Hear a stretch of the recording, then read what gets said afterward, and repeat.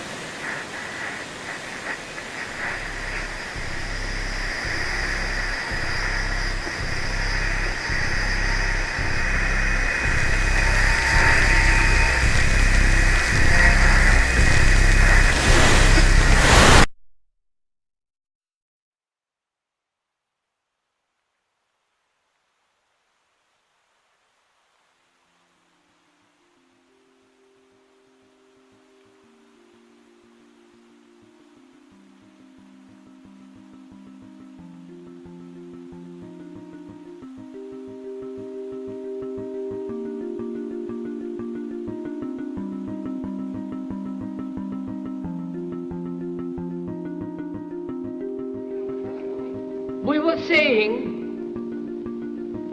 how very important it is to bring about in the human mind the radical revolution. The crisis is a crisis in consciousness,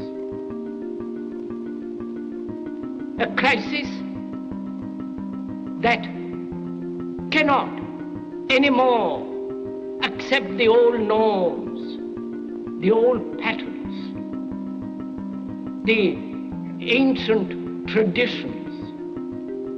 And considering what the world is now, with all their misery, conflict, destructive brutality, aggression, and so on, man is still as he was. He's still brutal, violent, aggressive, acquisitive, competitive, and he has built a society along these lines.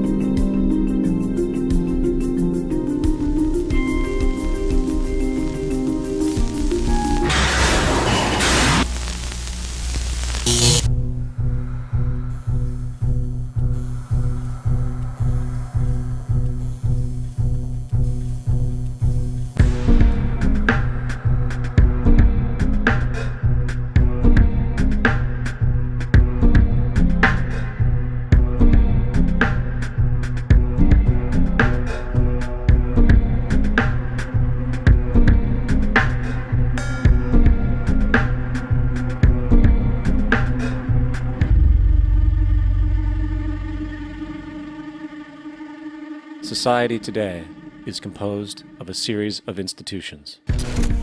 From political institutions, legal institutions, religious institutions, to institutions of social class, familial values, and occupational specialization. It is obvious the profound influence these traditionalized structures have in shaping our understandings and perspectives. Yet, of all the social institutions we are born into, directed by, and conditioned upon, there seems to be no system as taken for granted and misunderstood as the monetary system. Taking on nearly religious proportions, the established monetary institution exists as one of the most unquestioned forms of faith there is. How money is created, the policies by which it is governed, and how it truly affects society are unregistered interests of the great majority of the population.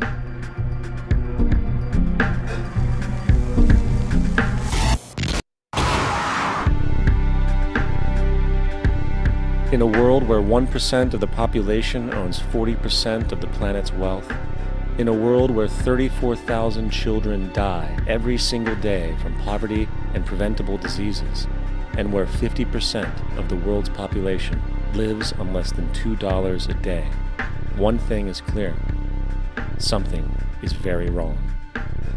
And whether we are aware of it or not, the lifeblood of all of our established institutions, and thus society itself, is money.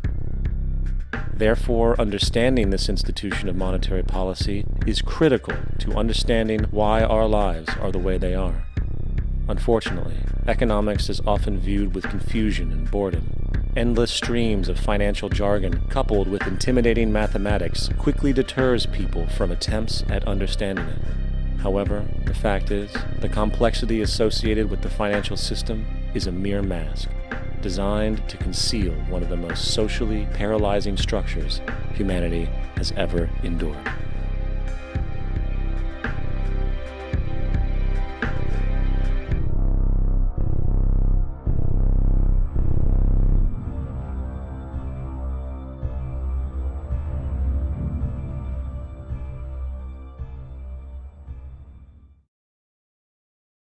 A number of years ago, the Central Bank of the United States, the Federal Reserve, produced a document entitled Modern Money Mechanics. This publication detailed the institutionalized practice of money creation as utilized by the Federal Reserve and the web of global commercial banks it supports. On the opening page, the document states its objective. The purpose of this booklet is to describe the basic process of money creation in a fractional reserve banking system. It then proceeds to describe this fractional reserve process through various banking terminology, a translation of which goes something like this. The United States government decides it needs some money, so it calls up the Federal Reserve and requests, say, $10 billion. The Fed replies, saying, sure, we'll buy $10 billion in government bonds from you. So the government takes some pieces of paper, paints some official-looking designs on them, and calls them treasury bonds. Then it puts a value on these bonds to the sum of $10 billion and sends them over to the Fed. In turn, the people at the Fed draw up a bunch of impressive pieces of paper themselves, only this time calling them Federal Reserve notes, also designating a value of $10 billion to the Fed. The Fed then takes these notes and trades them for the bonds. Once this exchange is complete, the government then takes the $10 billion in Federal Reserve notes and deposits it into a bank account. And upon this deposit, the paper notes officially become legal tender money, adding $10 billion to the U.S. money supply. And there it is. $10 billion in new money has been created. Of course, this example is a generalization, for, in reality, this transaction would occur electronically, with no paper used at all. In fact, only 3% of the U.S. money supply exists in physical currency. The other 97% essentially exists in computers alone. Now, government bonds are, by design, instruments of debt, and when the Fed purchases these bonds, with money it essentially created out of thin air, the government is actually promising to pay back that money to the Fed. In other words, the money was created out of debt. This mind-numbing paradox of how money or value can be created out of debt or a liability will become more clear as we further this exercise. So, the exchange has been made and now $10 billion sits in a commercial bank account. Here's where it gets really interesting. For as based on the fractional reserve practice, that $10 billion deposit instantly becomes part of the bank's reserves, just as all deposits do.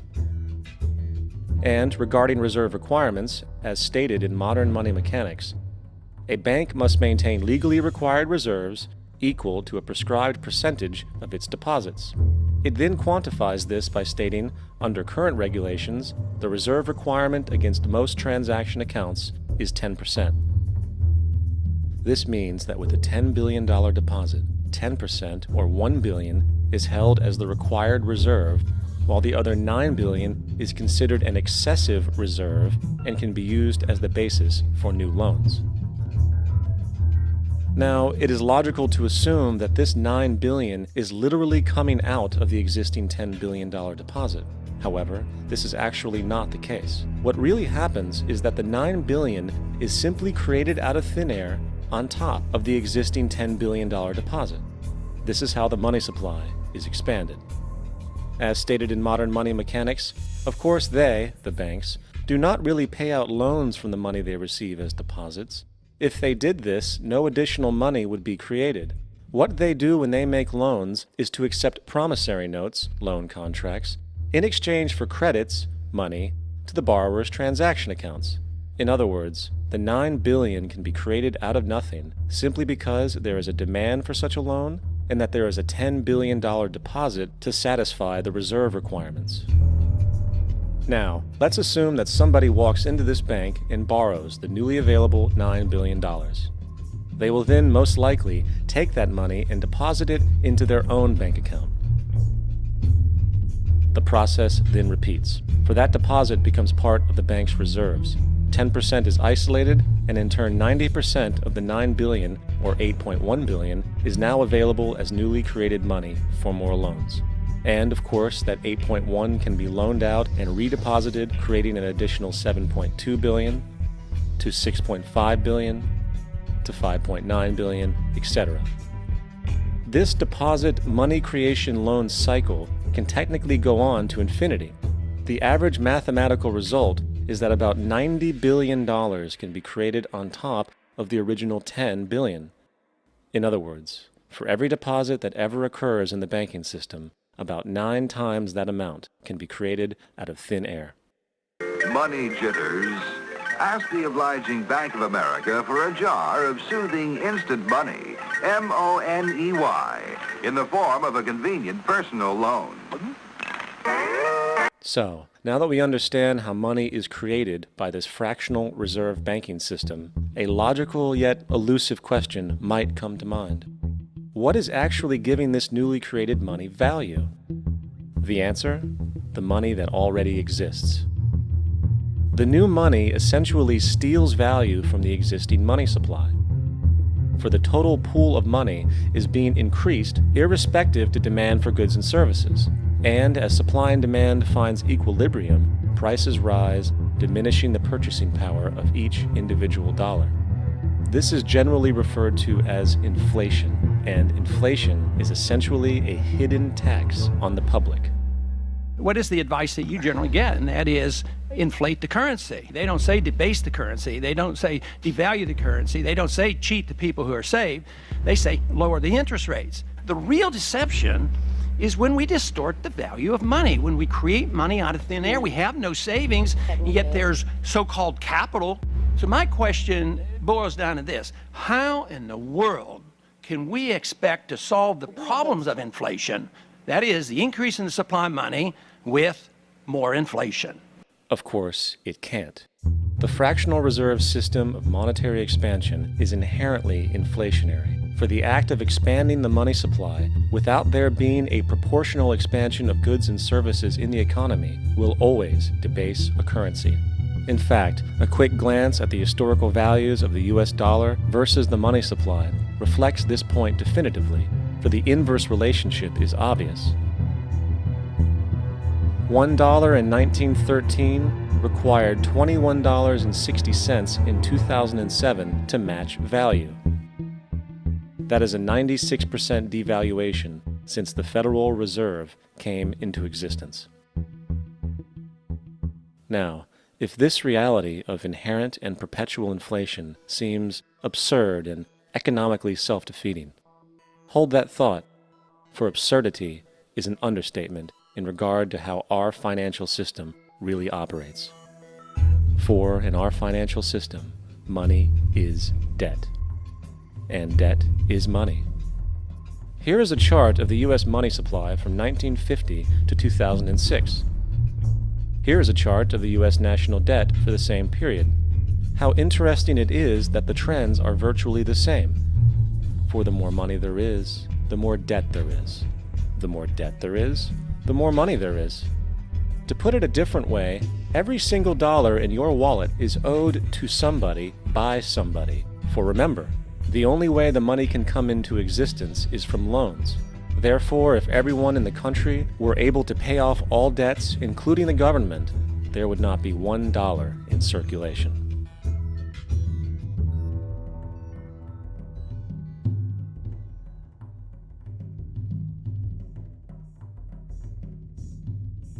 In fact, the last time in American history the national debt was completely paid off was in 1835 after President Andrew Jackson shut down the central bank that preceded the Federal Reserve.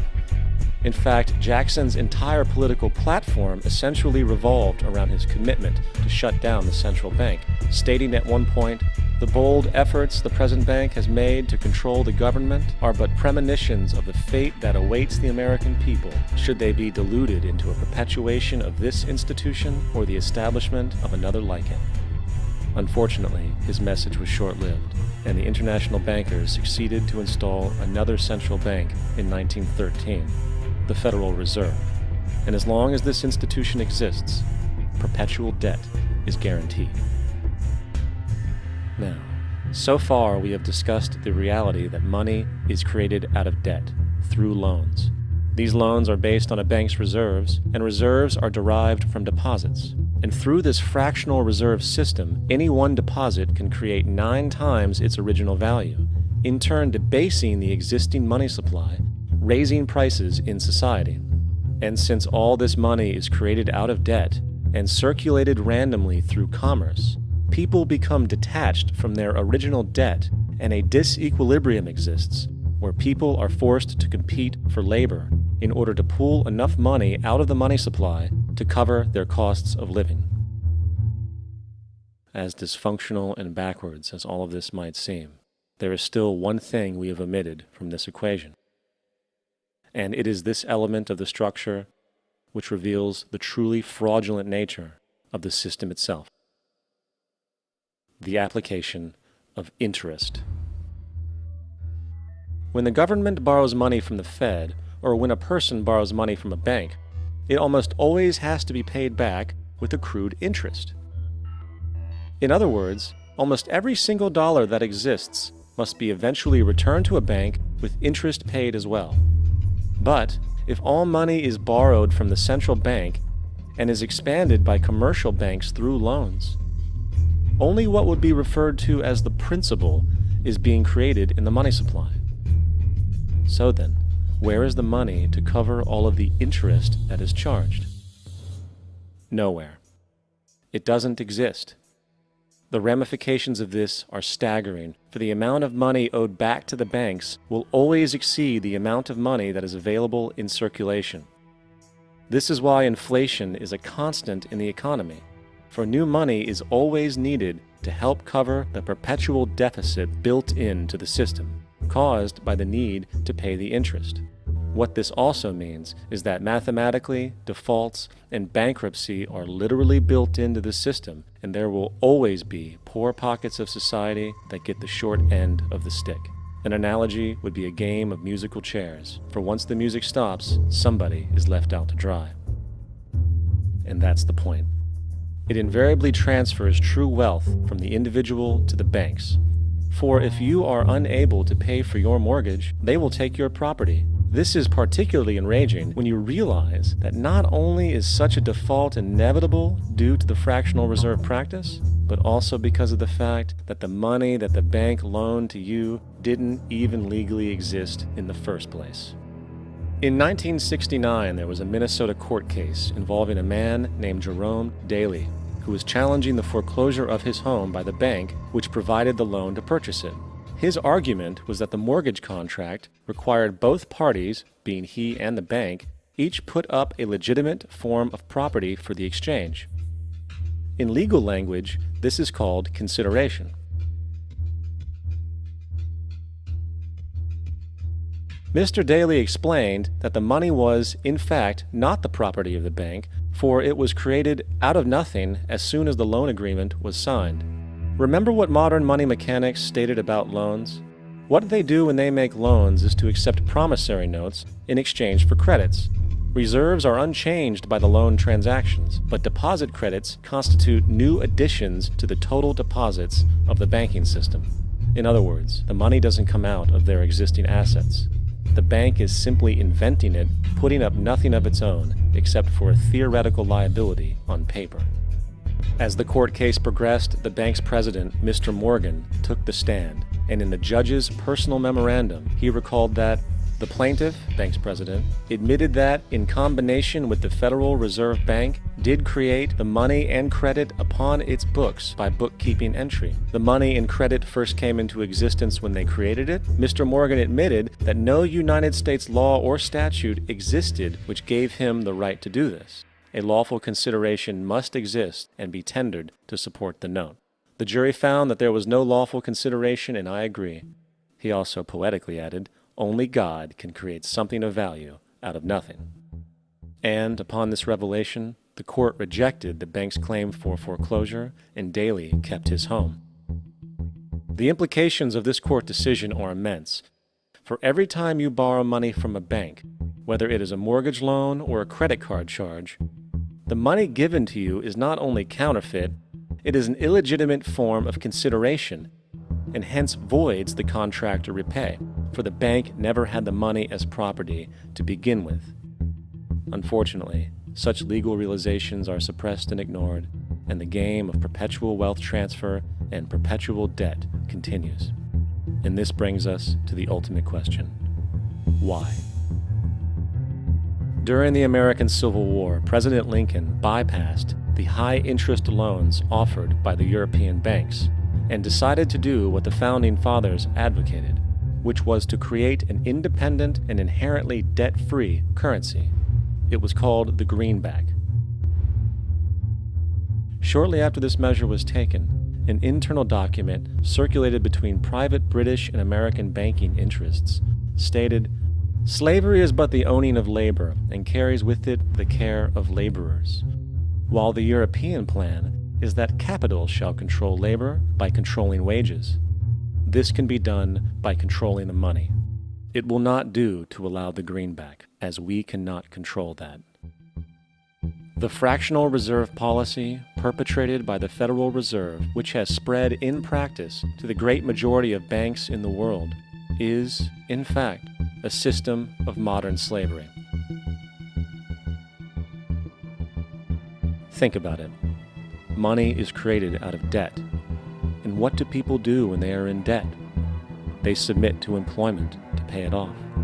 But if money can only be created out of loans, how can society ever be debt-free? It can't. And that's the point. And it is the fear of losing assets coupled with the struggle to keep up with the perpetual debt and inflation inherent in the system, compounded by the inescapable scarcity within the money supply itself, created by the interest that can never be repaid, that keeps the wage slave in line, running on the hamster wheel with millions of others, in effect powering an empire that truly benefits only the elite at the top of the pyramid. For, at the end of the day, who are you really working for? The banks. Money is created in a bank and invariably ends up in a bank. They are the true masters, along with the corporations and governments they support. Physical slavery requires people to be housed and fed. Economic slavery requires people to feed and house themselves. It is one of the most ingenious scams for social manipulation ever created, and at its core, it is an invisible war against the population. Debt is the weapon used to conquer and enslave societies, and interest is its prime ammunition.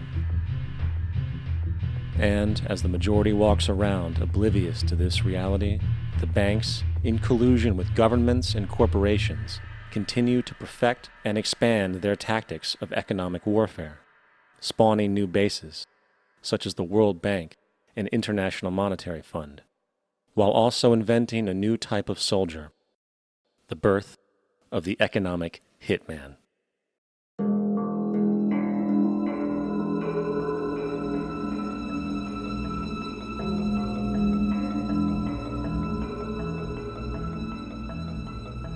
We economic hitmen really have been the ones responsible for creating this first truly global empire. And we work many different ways.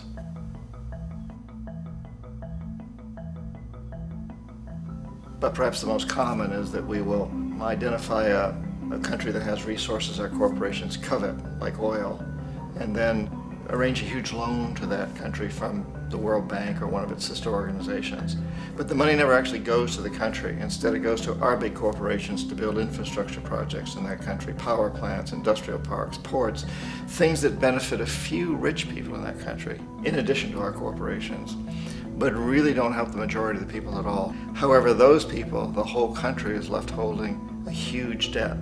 It's such a big debt they can't repay it, and that's part of the plan, that they can't repay it. And so at some point, we economic hitmen go back to them and say, listen, you owe us a lot of money, can't pay your debt, so sell your oil real cheap to our oil companies. Allow us to build a military base in your country, or send troops in support of ours to someplace in the world like Iraq, or vote with us on the next UN vote. To have their electric utility company privatized and their water and sewage system privatized and sold to U.S. corporations or other multinational corporations. So there was that whole mushrooming thing, and it's so typical of the way the IMF and the World Bank work, that you put a country in debt, it's such a big debt it can't pay it, and then you offer to refinance that debt and pay even more interest. And you demand this quid pro quo, which you call a conditionality or good governance, which means basically that they've got to sell off their resources, including many of their social services, their utility companies, their school systems sometimes, their penal systems, their insurance systems, to foreign corporations. So it's a double, triple, quadruple whammy. The precedent for economic hitmen really began back in the early 50s when democratically elected Mossadegh, who was elected in Iran, he was considered to be the hope for democracy in the Middle East and around the world. He was Time Magazine's Man of the Year. But one of the things that he'd run on and began to implement was the idea that foreign oil companies needed to pay the Iranian people a lot more for the oil that they were taking out of Iran. The Iranian people should benefit from their own oil. Strange policy. We didn't like that, of course. But we were afraid to do what we normally were doing, which was to send in the military. Instead, we sent in one CIA agent, Kermit Roosevelt, Teddy Roosevelt's relative. And Kermit went in with a few $1 million and was very, very effective and efficient. And in a short amount of time, he managed to get Mossadegh overthrown and brought in the Shah of Iran to replace him, who always was favorable to oil. And it was extremely effective. Mobs overflow Tehran. Army officers shout that Mossadegh has surrendered and his regime as virtual dictator of Iran is ended. Pictures of the Shah are paraded through the streets as sentiment reverses. The Shah is welcomed home. So back here in the United States, in Washington, people looked around and said, wow, that was easy and cheap. So this established a whole new way of manipulating countries, of creating empire. The only problem with Roosevelt was that he was a card-carrying CIA agent, and had he been caught, the ramifications could have been pretty serious. So very quickly at that point, the decision was made to use private consultants to channel the money through the World Bank or the IMF or one of the other such agencies, to bring in people like me who worked for private companies, so that if we got caught, there would be no governmental ramifications.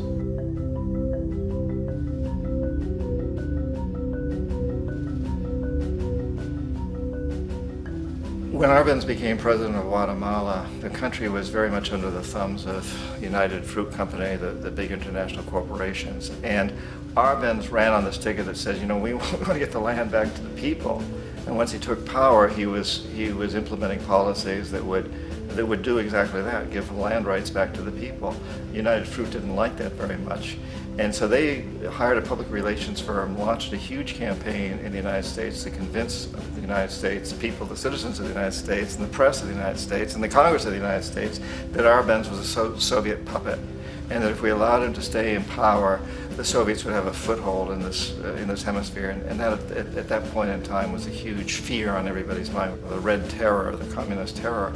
And so, to make a long story short, out of this public relations campaign came a commitment on the part of the CIA and the military to take this man out. And in fact, we did. We sent in planes, we sent in soldiers, we sent in jackals, we sent everything in to take him out, and did take him out. And as soon as he was removed from office, the new guy that took over after him basically reinstated everything to the big international corporations, including United Fruit.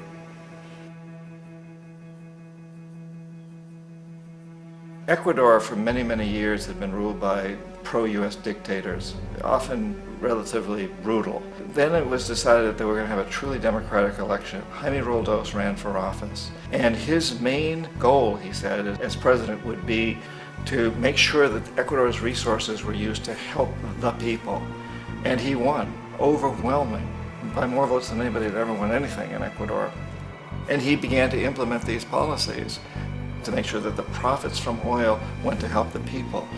Well, we didn't like that in the United States.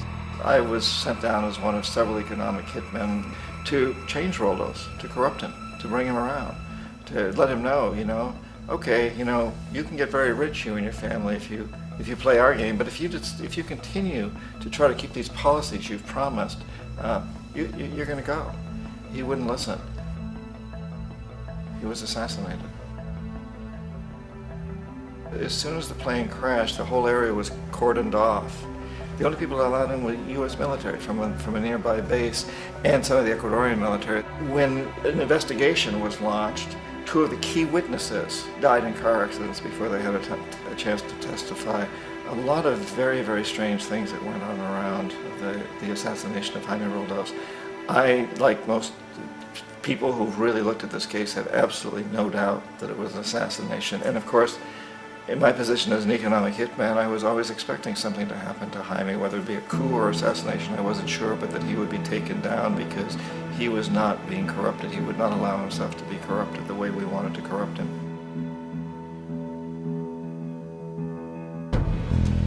Omar Torrijos, president of Panama, was, one of my favorite people. I really, really liked him. He was very charismatic. He was a guy who really wanted to help his country. And when I tried to bribe him or corrupt him, he said, look, John, he called me Juanito. He said, look, Juanito, I don't need the money. What I really need is for my country to be treated fairly. I need for the United States to repay the debts that you owe my people for all the destruction you've done here. I need to be in a position where I can help other Latin American countries win their independence and be free of this terrible presence from the north that you people are exploiting us so badly. I need to have the Panama Canal back in the hands of the Panamanian people. That's what I want. And so, leave me alone. Don't try to bribe me. It was 1981, and in May, Jaime Roldos was assassinated. And Omar was very aware of this. Torrijos got his family together and he said, I'm probably next, but it's okay because I've done what I came here to do.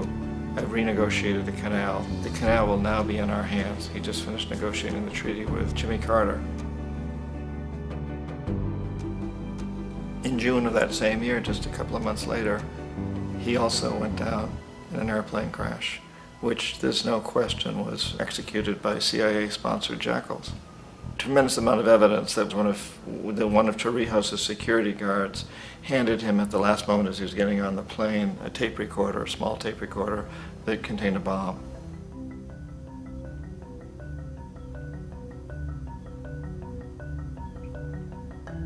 It is interesting to me how this system has continued pretty much the same way for years and years and years, except the economic hitmen have got better and better and better. Then we come up with, very recently, what happened in Venezuela. In 1998, Hugo Chavez gets elected president, following a long line of presidents who had been very corrupt and basically destroyed the economy of the country. And Chavez was elected amidst all that.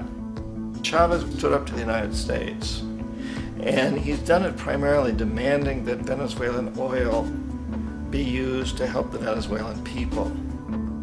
Well, we didn't like that in the United States. So in 2002, a coup was staged, which there's no question in my mind, and most other people's minds, that the CIA was behind that coup.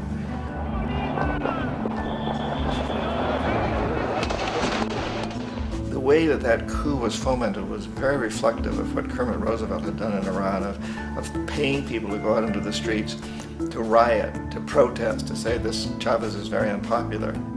You know, if you can get a few thousand people to do that, television can make it look like it's the whole country, and things start to mushroom. Except in the case of Chavez, he was smart enough, and the people were so strongly behind him that they overcame it, which was a phenomenal moment in the history of Latin America.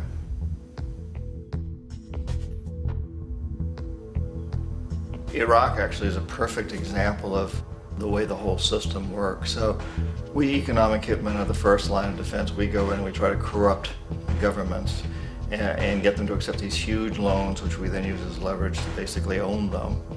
If we fail, as I failed in Panama with Omar Torrijos and in Ecuador with Jaime Roldos, men who refuse to be corrupted, then the second line of defense is we send in the jackals. And the jackals either overthrow governments or they assassinate. And once that happens and a new government comes in, and boy, it's going to toe the line because the new president knows what will happen if he doesn't. In the case of Iraq, both of those things failed. Economic hitmen were not able to get through to Saddam Hussein. We tried very hard. We tried to get him to accept a deal very similar to what the House of Saud had accepted in Saudi Arabia, but he wouldn't accept it. And so the jackals went in to take him out. They couldn't do it. His security was very good. After all, he had one time worked for the CIA. He'd been hired to assassinate a former president of Iraq and failed, but he knew the system. So in '91, we send in the troops and we take out the Iraqi military. So we assume at that point that Saddam Hussein is going to come around. We could have taken him out, of course, at that time, but we didn't want him. He's the kind of strong man we like. He controls his people. We thought he could control the Kurds and keep the Iranians in their border and keep pumping oil for us. And that once we took out his military, now he's going to come around. So the economic hitmen go back in the 90s without success. If they'd had success, he'd still be running the country. We'd be selling him all the fighter jets he wants and everything else he wants. But they couldn't, they didn't have success. The jackals couldn't take him out again, so we sent the military in once again, and this time we did the complete job and took him out, and in the process created for ourselves some very, very lucrative construction deals. We had to reconstruct a country that we'd essentially destroyed, which is a pretty good deal if you own construction companies, big ones. So, you know, Iraq shows the three stages. The economic hitmen failed there, the jackals failed there, and as a final measure, the military goes in. And in that way, we've really created an empire, but we've done it very, very subtly. It's clandestine. All the empires of the past were built on the military, and everybody knew they were building them. So that the British knew they were building them, the French, the Germans, the Romans, the Greeks. And they were proud of it, and they always had some excuse like spreading civilization, spreading some religion, something like that. But they knew they were doing it. We don't. The majority of the people in the United States have no idea that we're living off the benefits of a clandestine empire, that today there's more slavery in the world than ever before. And then you have to ask yourself, well, if it's an empire, then who's the emperor? Obviously, our presidents of the United States are not emperors. An emperor is someone who's not elected, doesn't serve a limited term, and doesn't report to anyone, essentially. So you can't classify our presidents that way. But we do have what I consider to be the equivalent of the emperor, and it's what I call the corporatocracy. The corporatocracy is this group of individuals who run our biggest corporations, and they really act as the emperor of this empire. They control our media, either through direct ownership or advertising. They control most of our politicians because they finance their campaigns, either through their corporations or through personal contributions that come out of the corporations. They're not elected, they don't serve a limited term, they don't report to anybody. And at the very top of the corporatocracy, you really can't tell whether a person's working for a private corporation or the government because they're always moving back and forth. So, you know, you've got a guy who one moment is the president of a big construction company like Halliburton, and the next moment he's vice president of the United States, or the president who was in the oil business. And this is true whether you've got Democrats or Republicans in the office. You have them moving back and forth through the revolving door. And in a way, our government is invisible a lot of the time, and its policies are carried out by our corporations on one level or another. And then again, the policies of the government are basically forged by the corporatocracy and then presented to the government. They become government policy. So it's an incredibly cozy relationship. This isn't a conspiracy theory type of thing. These people don't have to get together and plot to do things. They all basically work under one primary assumption, and that is that they must maximize profits regardless of the social and environmental costs.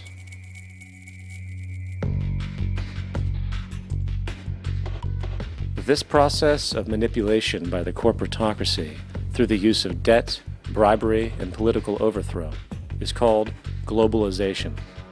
Just as the Federal Reserve keeps the American public in a position of indentured servitude through perpetual debt, inflation, and interest, the World Bank and IMF serve this role on a global scale. The basic scam is simple. Put a country in debt either by its own indiscretion or through corrupting the leader of that country, then impose conditionalities or structural adjustment policies, often consisting of the following. Currency devaluation. When the value of a currency drops, so does everything valued in it. This makes indigenous resources available to predator countries at a fraction of their worth. Large funding cuts for social programs. These usually include education and healthcare, compromising the well-being and integrity of the society, leaving the public vulnerable to exploitation. Privatization of state-owned enterprises. This means that socially important systems can be purchased and regulated by foreign corporations for profit. For example, in 1999, the World Bank insisted that the Bolivian government sell the public water system of its third largest city to a subsidy of the U.S. corporation Bechtel. As soon as this occurred, water bills for the already impoverished local residents skyrocketed. It wasn't until after a full-blown revolt by the people that the Bechtel contract was nullified. Then there is trade liberalization, or the opening up of the economy through removing any restrictions on foreign trade. This allows for a number of abusive economic manifestations, such as transnational corporations bringing in their own mass-produced products, undercutting the indigenous production and ruining local economies. An example is Jamaica, which, after accepting loans and conditionalities from the World Bank, lost its largest cash crop markets due to competition with Western imports. Today, countless farmers are out of work, for they are unable to compete with the large corporations. Another variation is the creation of numerous seemingly unnoticed, unregulated, inhumane sweatshop factories, which take advantage of the imposed economic hardship. Additionally, due to production deregulation, environmental destruction is perpetual, as a country's resources are often exploited by the indifferent corporations while outputting large amounts of deliberate pollution. The largest environmental lawsuit in the history of the world today is being brought on behalf of 30,000 Ecuadorian Amazonian people against Texaco, which is now owned by Chevron. So today it's against Chevron, but for activities conducted by Texaco. Estimated to be more than 18 times what the Exxon Valdez dumped into the coast of Alaska. In the case of Ecuador, it wasn't an accident. The oil companies did it intentionally. They knew they were doing it to save money out there rather than arranging for a proper disposal.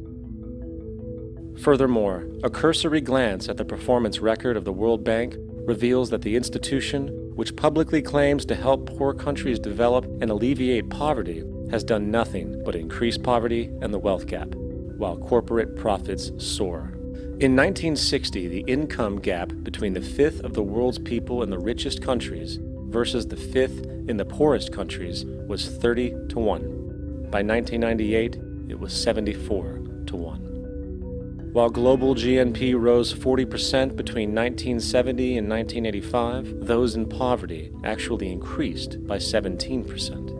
While from 1985 to 2000, those living on less than $1 a day increased by 18%. Even the Joint Economic Committee of the U.S. Congress admitted that there is a mere 40% success rate of all World Bank projects. In the late 1960s, the World Bank intervened in Ecuador with large loans. During the next 30 years, poverty grew from 50% to 70%. Under or unemployment grew from 15 to 70%. Public debt increased from 240 million to 16 billion, while the share of resources allocated to the poor went from 20% to 6%. In fact, by the year 2000, 50% of Ecuador's national budget had to be allocated for paying its debts. It is important to understand the World Bank is, in fact, a U.S. bank, supporting U.S. interests. For the United States holds veto power over decisions, as it is the largest provider of capital. And where did it get this money? You guessed it. It made it out of thin air through the fractional reserve banking system. Of the world's top 100 economies, as based on annual GDP, 51 are corporations, and 47 of that 51 are U.S.-based. Walmart, General Motors, and Exxon are more economically powerful than Saudi Arabia, Poland, Norway, South Africa, Finland, Indonesia, and many others.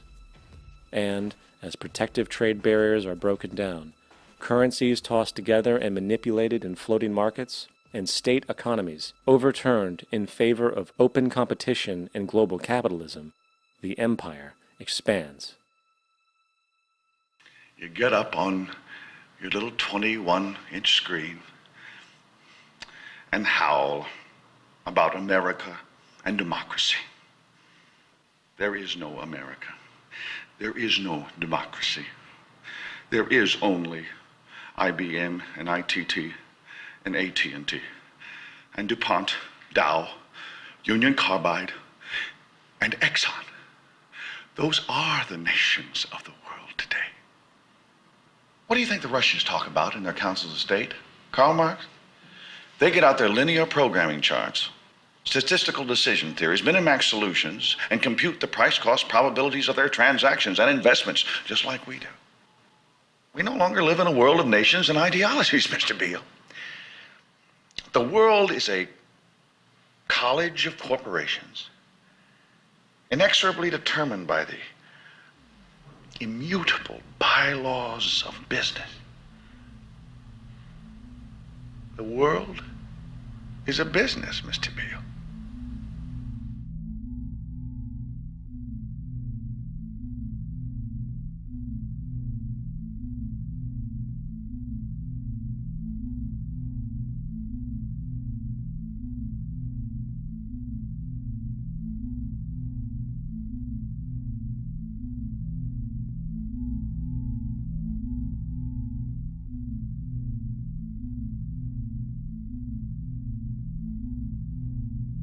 The world is being taken over by a handful of business powers who dominate the natural resources we need to live while controlling the money we need to obtain these resources.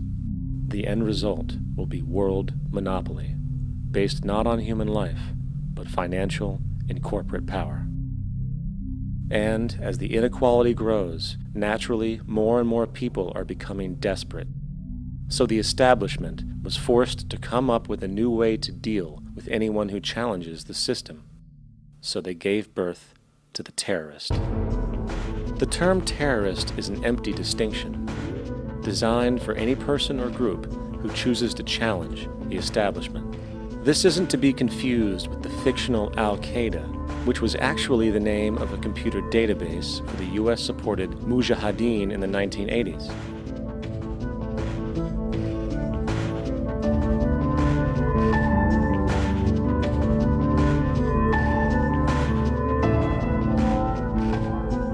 In 2007, the Department of Defense received $161.8 billion for the so-called global war on terrorism. According to the National Counterterrorism Center, in 2004, roughly 2,000 people were killed internationally due to supposed terrorist acts. Of that number, 70 were American. Using this number as a general average, which is extremely generous, It is interesting to note that twice as many people die from peanut allergies a year than from terrorist acts. Concurrently, the leading cause of death in America is coronary heart disease, killing roughly 450,000 each year.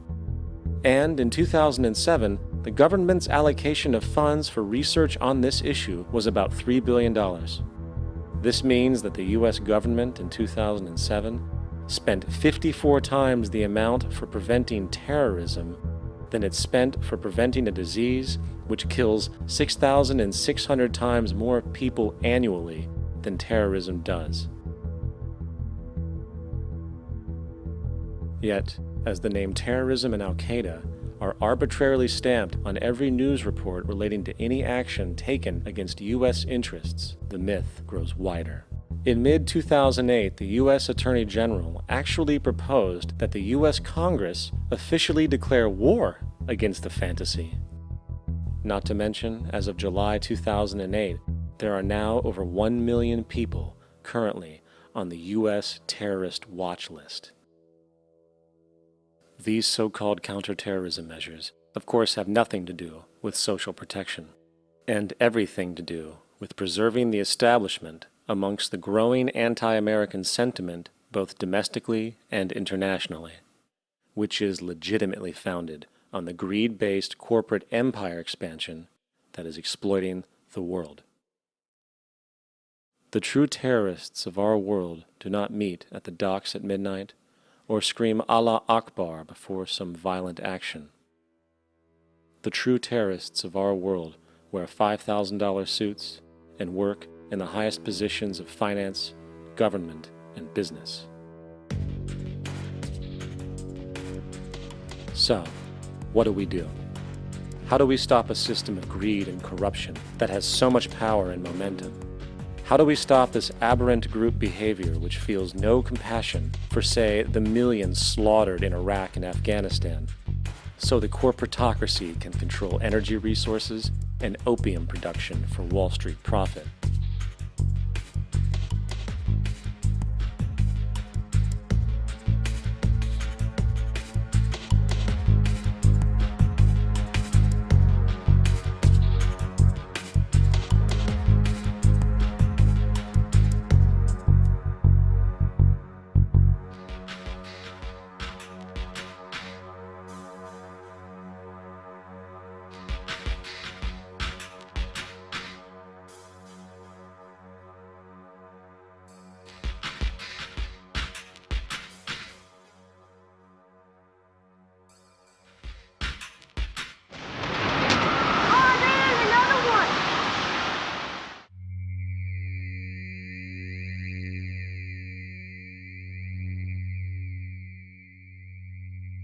How do we stop a system of greed and corruption that condemns poor populations to sweatshop slavery for the benefit of Madison Avenue? Or that engineers false flag terror attacks for the sake of manipulation? Or that generates built-in modes of social operation which are inherently exploitative? Or that systematically reduces civil liberties and violates human rights in order to protect itself from its own shortcomings?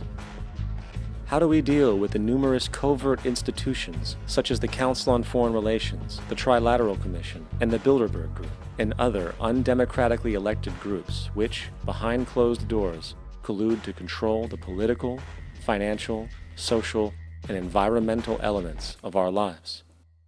In order to find the answer, we must first find the true underlying cause. For the fact is, the selfish, corrupt, power, and profit-based groups are not the true source of the problem. They are symptoms.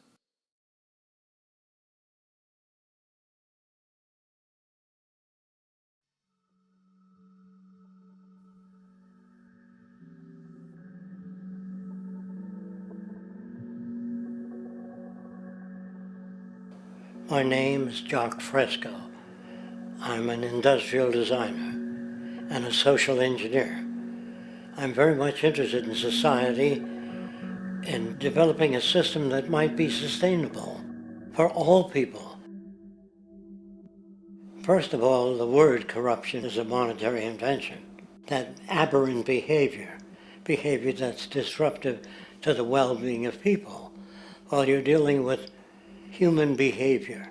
And human behavior appears to be environmentally determined, meaning if you were raised by the Seminole Indians as a baby, never saw anything else, you'd hold that value system.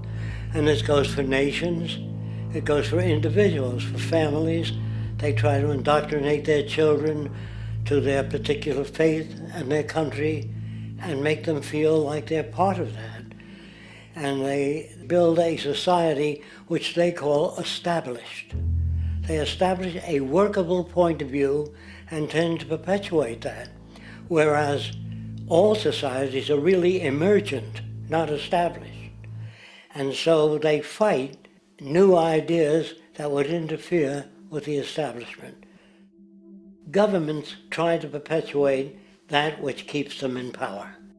People are not elected to political office to change things. They're put there to keep things the way they are. So you see, the basis of corruption is in our society. Let me make it clear. All nations, then, are basically corrupt because they tend to uphold existing institutions. I don't mean to uphold or downgrade all nations, but communism, socialism, fascism, the free enterprise system, and all other subcultures are the same. They are all basically corrupt.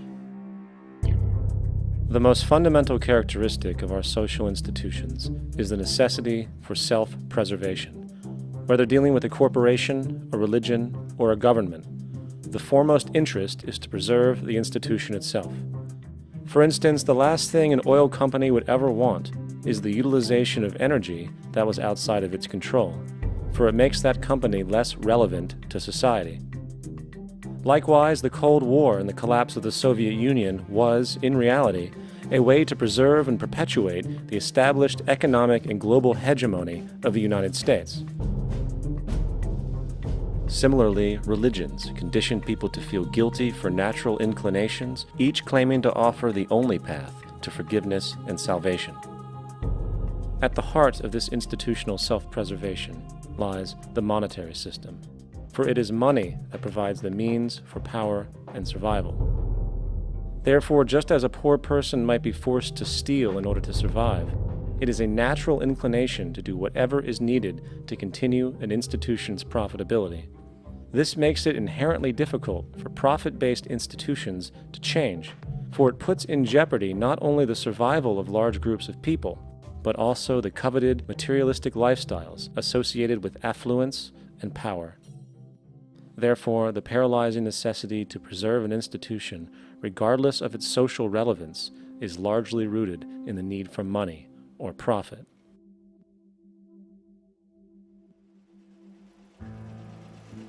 What's in it for me is why people think. And so if a man makes money selling a certain product, naturally he's going to fight the existence of another product that may threaten his institution. Therefore, people cannot be fair, and people do not trust each other. A guy will come over to you and say, I got just the house you're looking for. He's a salesman. When a doctor says, I think your kidney has to come out, I don't know if he's trying to pay off a yacht or whether my kidney has to come out. It's hard in a monetary system to trust people. If you came into my store and I said, this lamp that I've got is pretty good, but the lamp next door is much better, I wouldn't be in business very long. It wouldn't work. If I were ethical, it wouldn't work. So when you say industry cares for people, that's not true. They can't afford to be ethical. So your system is not designed to serve the well-being of people. If you still don't understand that, there would be no outsourcing of jobs if they cared about people. Industry does not care. They only hire people because it hasn't been automated yet. So don't talk about decency and ethics. We cannot afford it and remain in business. It is important to point out that regardless of the social system, whether fascist, socialist, capitalist, or communist, The underlying mechanism is still money, labor, and competition. Communist China is no less capitalistic than the United States. The only difference is the degree by which the state intervenes in enterprise. The reality is that monetaryism, so to speak, is the true mechanism that guides the interests of all the countries on the planet. The most aggressive and hence dominant variation of this monetaryism is the free enterprise system. The fundamental perspective, as put forth by early free market economists like Adam Smith, is that self-interest in competition leads to social prosperity, as the act of competition creates incentive, which motivates people to persevere. However, what isn't talked about is how a competition-based economy invariably leads to strategic corruption, power and wealth consolidation, social stratification, technological paralysis, labor abuse, and, ultimately, a covert form of government dictatorship by the rich elite. The word corruption is often defined as moral perversion. If a company dumps toxic waste into the ocean to save money, most people recognize this as corrupt behavior. On a more subtle level, when Walmart moves into a small town and forces small businesses to shut down for they are unable to compete, a gray area emerges. For what exactly is Walmart doing wrong? Why should they care about mom-and-pop organizations they destroy? Yet, even more subtly, when a person gets fired from their job because a new machine has been created which can do the work for less money, people tend to just accept that as the way it is, not seeing the inherent, corrupt inhumanity of such an action. Because the fact is, whether it is dumping toxic waste, having a monopoly enterprise, or downsizing the workforce, the motive is the same: profit. They are all different degrees of the same self-preserving mechanism, which always puts the well-being of people second to monetary gain.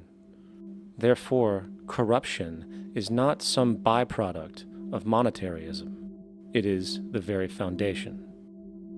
And while most people acknowledge this tendency on one level or another, the majority remains naive as to the broad ramifications of having such a selfish mechanism as the guiding mentality in society. Internal documents show that after this company positively, absolutely knew that they had a medication that was infected with the AIDS virus, they took the product off the market in the U.S. and then they dumped it in France, Europe, Asia, and Latin America. The U.S. government allowed it to happen. The FDA allowed this to happen. And now the government is completely looking the other way. Thousands of innocent hemophiliacs have died from the AIDS virus. This company knew absolutely that it was infected with AIDS. They dumped it because they wanted to turn this disaster into a profit. So you see, you have built-in corruption. We're all chiseling off each other, and you can't expect decency in that sort of thing. And feeling that, they don't know who to elect. They think in terms of a democracy, which is not possible in a monetary-based economy. If you have more money to advertise your position, the position you desire in government, that isn't a democracy. It serves those in positions of differential advantage. So it's always a dictatorship of the elitists, the financially wealthy.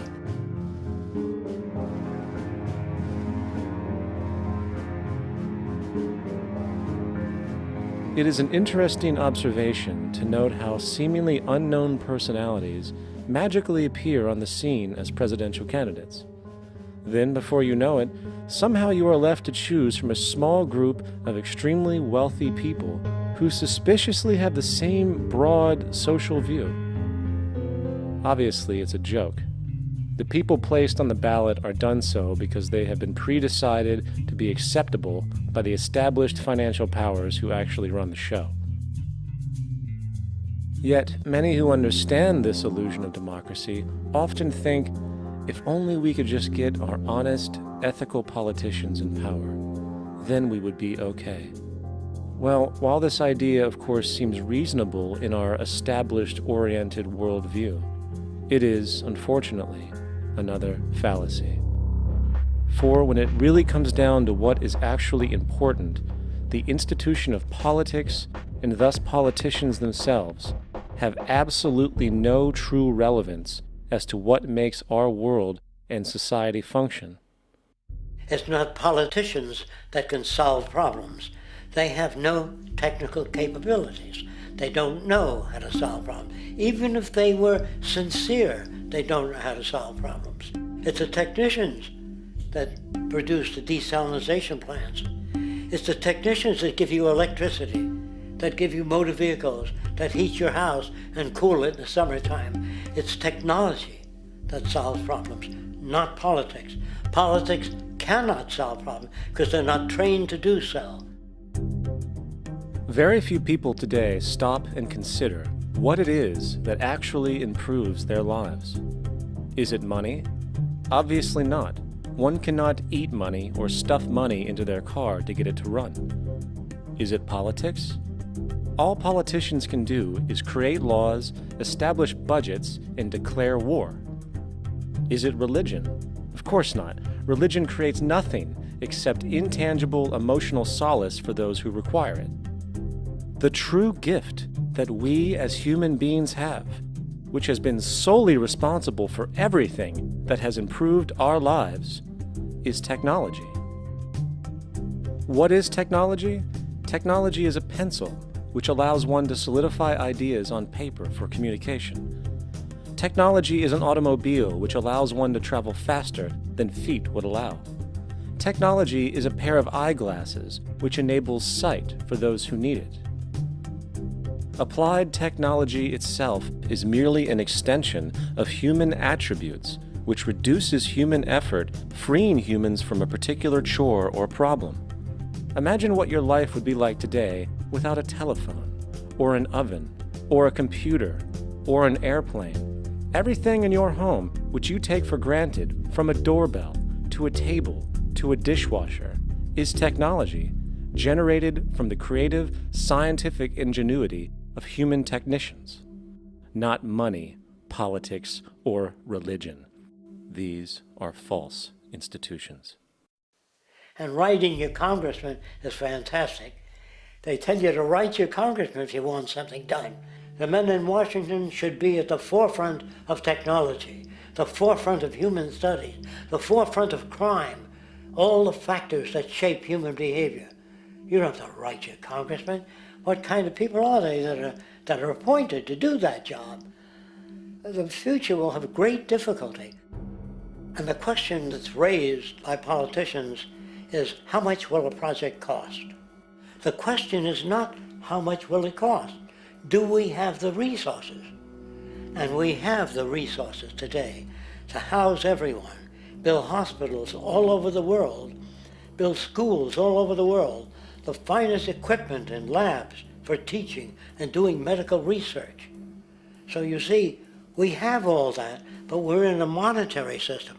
And in a monetary system, there's profit. And what is the fundamental mechanism that drives the profit system besides self-interest?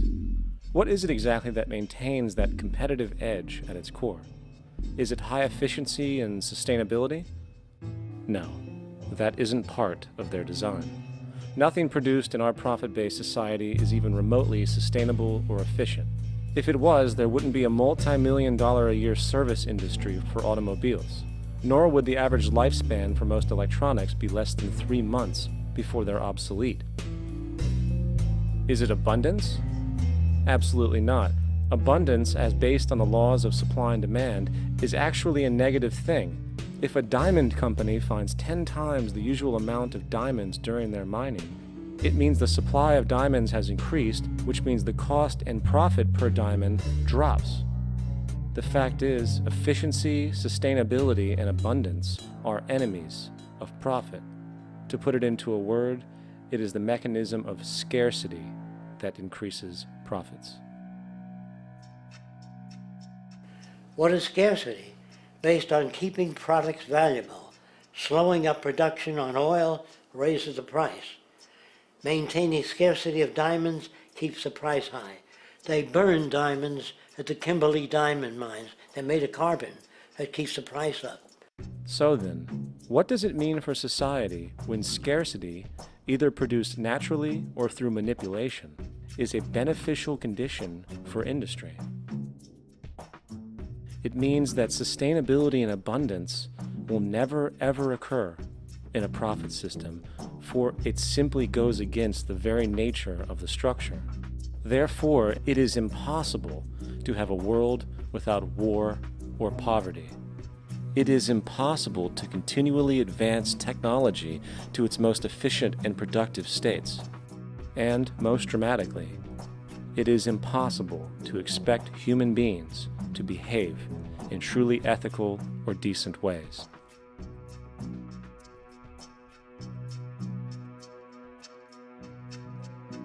People use the word instinct because they can't account for the behavior. They sit back and they evaluate with their lack of knowledge, and they say things like, humans are built a certain way, greed is a natural thing, as though they've worked for years on it, and it's no more natural than wearing clothing. What we want to do is to eliminate the causes of the problems, eliminate the processes that produce greed and bigotry and prejudice and people taking advantage of one another and elitism, eliminating the need for prisons and welfare.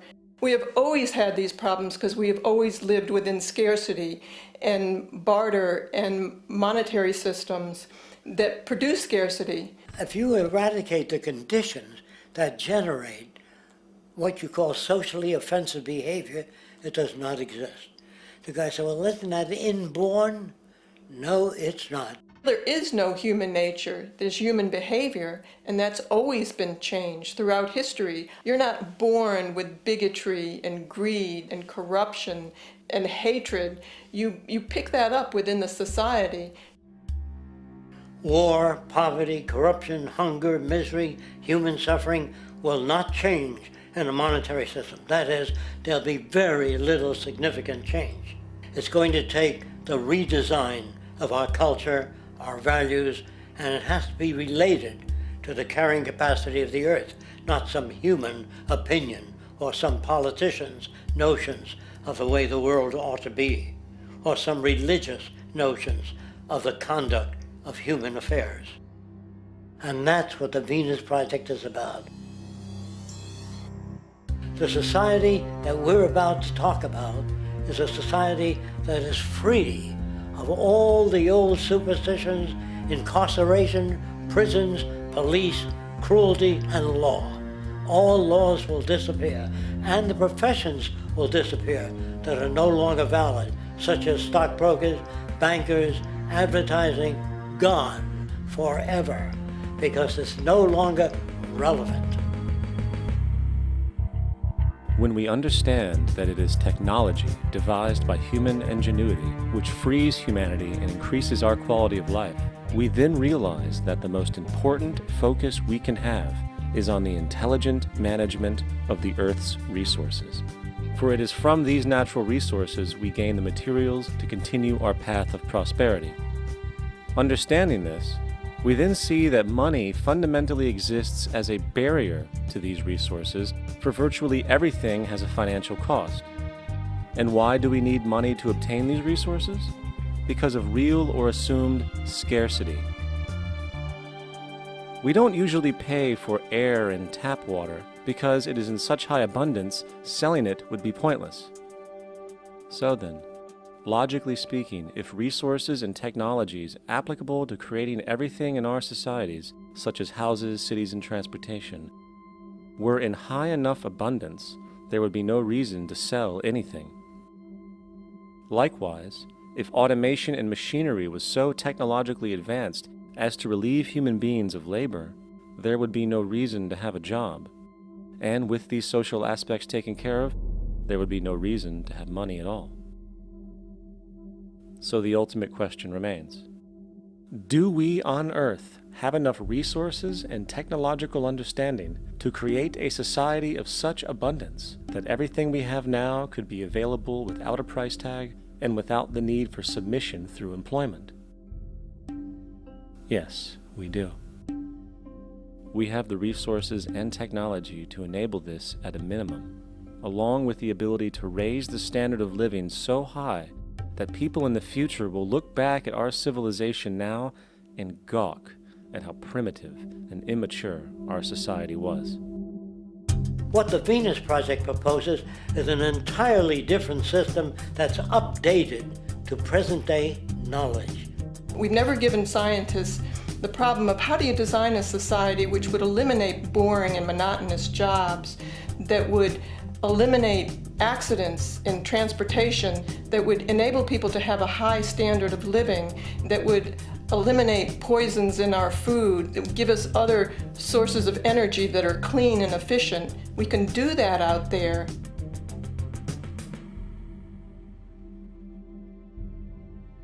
The major difference between a resource-based economy and a monetary system is that a resource-based economy is really concerned with people and their well-being, where a monetary system has become so distorted that the concerns of the people are really secondary, if they're there at all. The products that are turned out are for how much money you can get. If there is a problem in society and you can't earn money from solving that problem, then it won't be done. The resource-based economy is really not close to anything that's been tried. And with all our technology today, we can create abundance. It could be used to improve everyone's lifestyle. Abundance all over the world if we use our technology wisely and maintain the environment. It's a very different system, and it's very hard to talk about because the public is not that well enough informed as to the state of technology.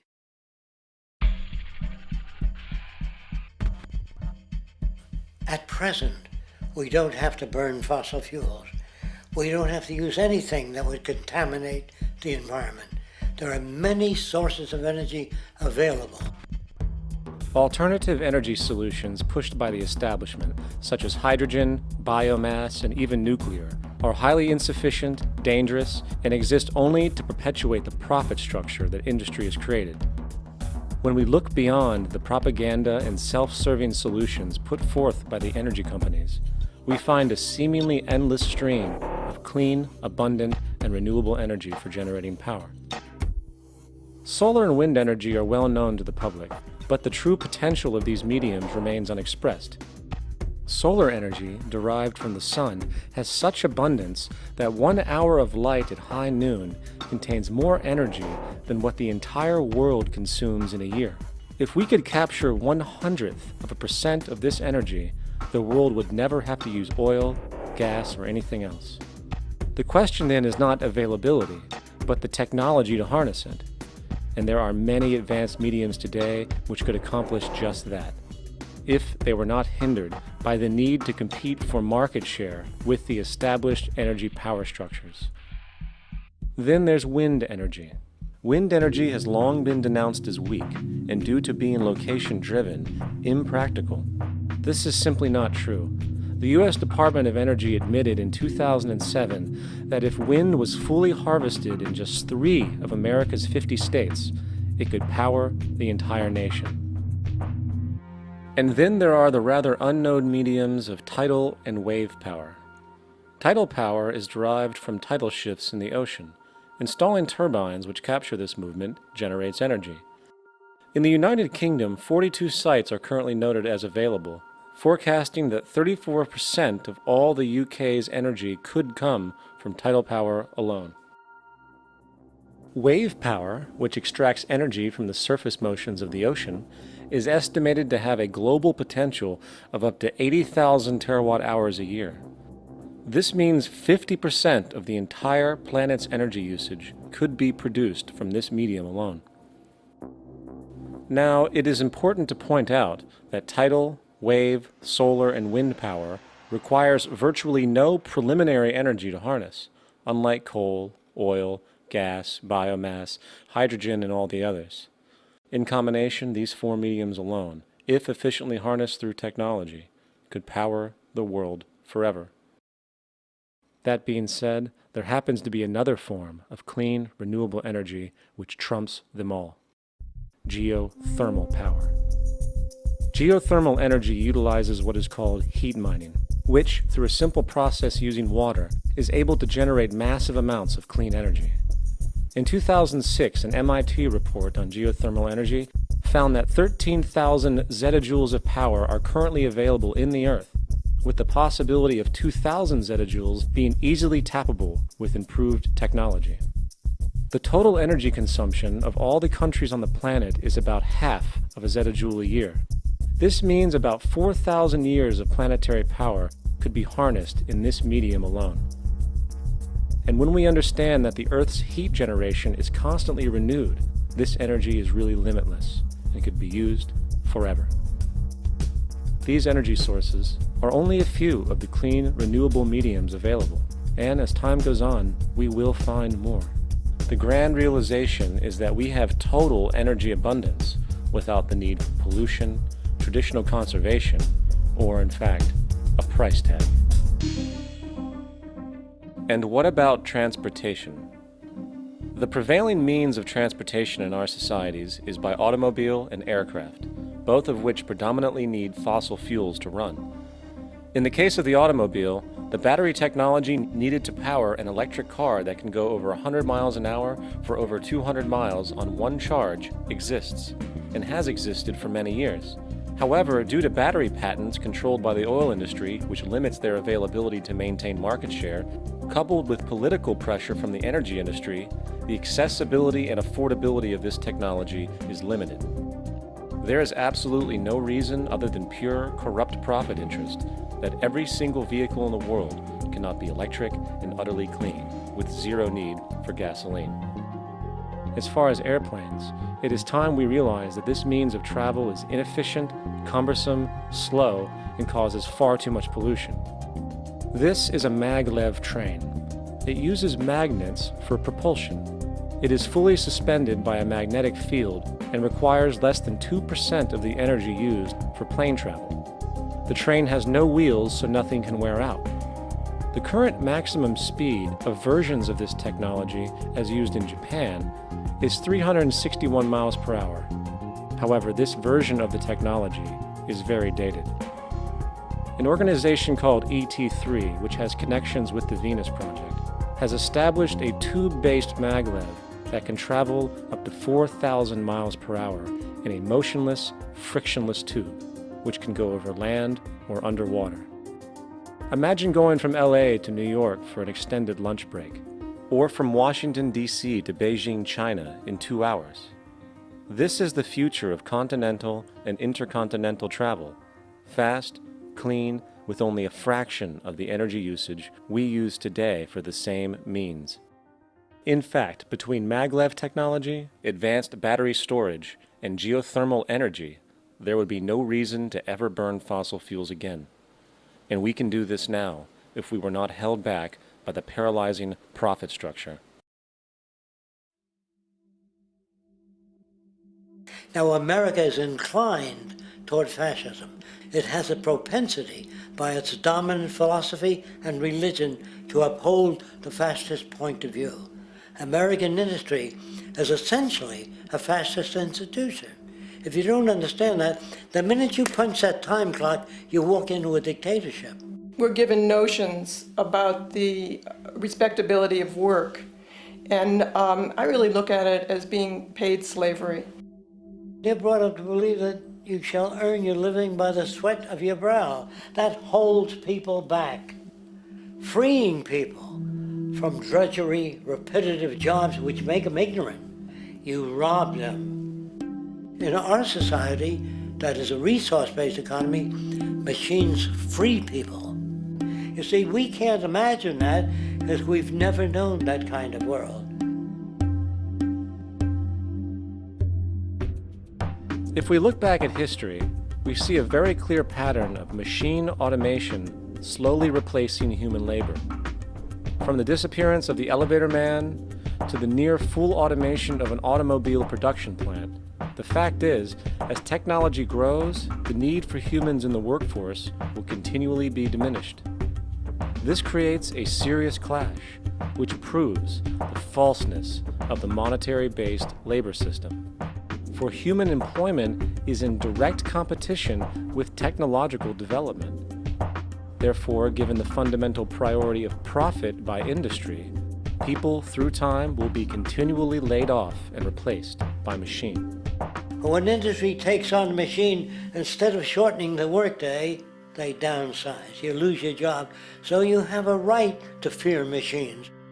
In a high-technology, resource-based economy, it is conservative to say that about 90% of all current occupations could be phased out by machines, freeing humans to live their life without servitude, for this is the point of technology itself.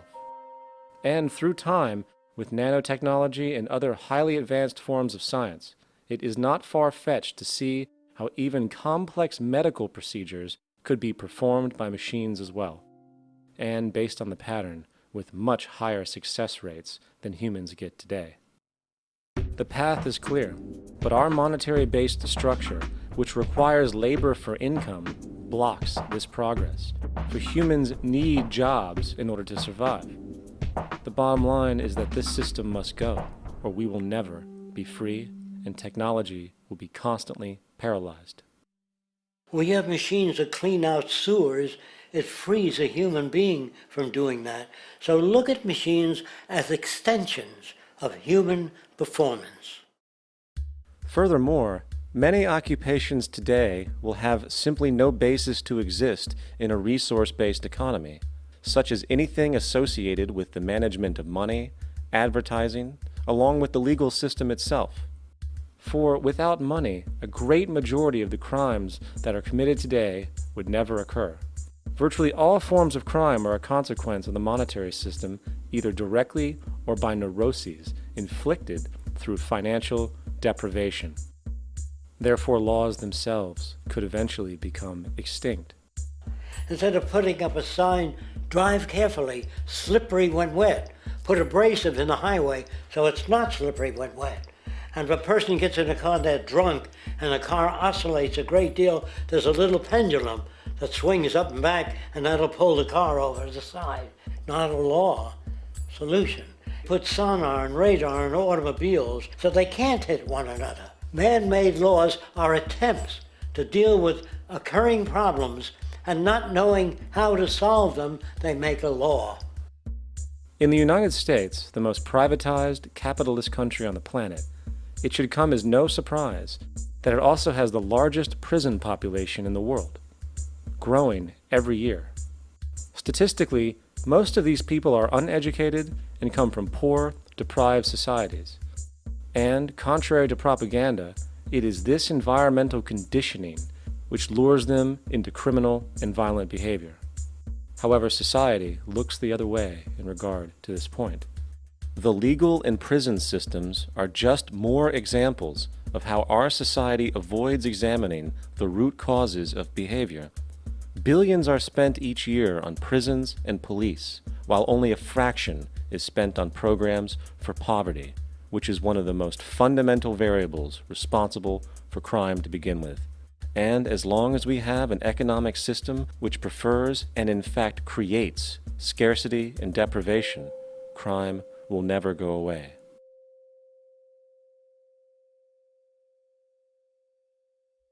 If people have access to the necessities of life without servitude, debt, barter, trade, they behave very differently.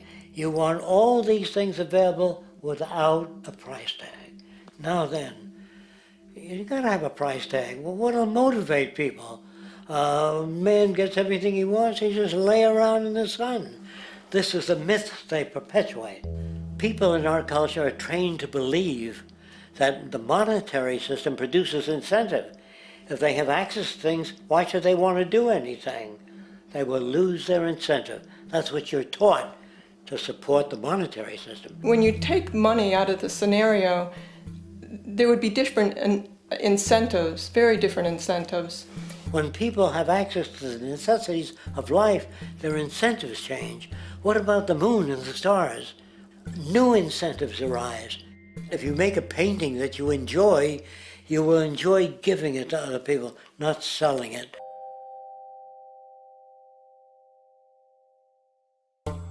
I think most of the education that I've seen today is essentially producing a person for a job. It's very specialized. They're not generalists. People don't know a lot about a lot of different subjects. I don't think you could get people to go to war if they knew a lot about a lot of things. I think education is mostly rote, and they're not taught how to solve problems. They're not given the tools emotionally or within their own field of how to do critical thinking. A resource-based economy, the education would be very different. Our society's major concern is mental development and to motivate each person to their highest potential. Because our philosophy is the smarter people are, the richer the world, because everybody becomes a contributor. The smarter your kids are, the better my life will be, because they'll be contributing more constructively to the environment and to my life, because everything that we devise within a resource-based economy would be applied to society. There would be nothing to hold it back. Patriotism, weapons, armies, navies, all that is a sign that we're not civilized yet. Kids will ask their parents, didn't you see the necessity of the machines? Dad, couldn't you see that war was inevitable when you produce scarcity? Isn't it obvious? Of course the kid will understand that you were pinheads, raised merely to serve the established institutions. We're such an abominable, sick society that we won't make the history book. They just say that large nations took land from smaller nations, used force and violence. You'll get history talked about as corrupt behavior all the way along until the beginning of the civilized world. That's when all the nations work together. World unification, working toward common good for all human beings, and without anyone being subservient to anyone else, without social stratification, whether it be technical elitism or any other kind of elitism, eradicated from the face of the earth. The state does nothing because there is no state. There is no state. The system I advocate, a resource-based global economy, is not perfect. It's just a lot better than what we have. We can never achieve perfection.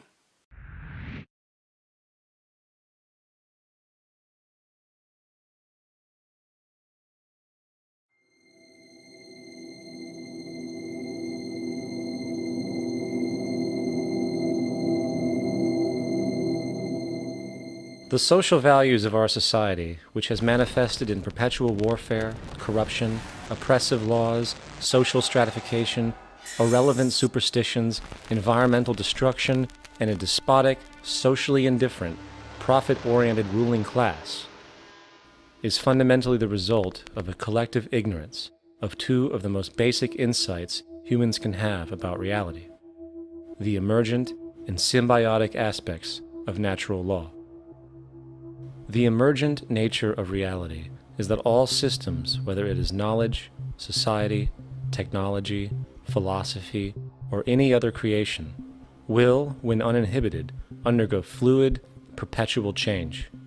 What we consider commonplace today, such as modern communication and transportation, would have been unimaginable in ancient times. Likewise, the future will contain technologies, realizations, and social structures that we cannot even fathom in the present.